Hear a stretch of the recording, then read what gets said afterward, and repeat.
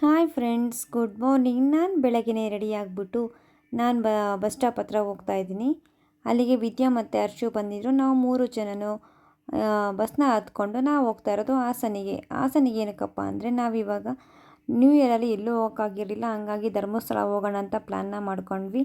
ಏಕೆಂದರೆ first time ಅಲ್ವಾ, ಟೆಂಪಲ್ಗೆ ಹೋಗ್ಬಿಟ್ಟು ಬರೋಣ ಅಂತ. ನಾವು 3 ಜನ ಆಗಿರೋದ್ರಿಂದ ಕಾರಲ್ಲೆಲ್ಲ ಬೇಡ, ಟ್ರೈನಲ್ಲೇ ಹೋಗೋಣ ಅಂತ ಅಂದ್ಕೊಂಡು ಟ್ರೈನಲ್ಲಿ ಹೋಗ್ತಾಯಿದ್ವಿ. ಟ್ರೈನ್ ಬಂತು, ನಾವು ಟ್ರೈನ್ ಹತ್ಕೊಂಡು 3 ಜನ ಆಗಿದ್ರೂ ತುಂಬಾ ಎಂಜಾಯ್ ಮಾಡ್ಕೊಂಡು ಹೋದ್ವಿ.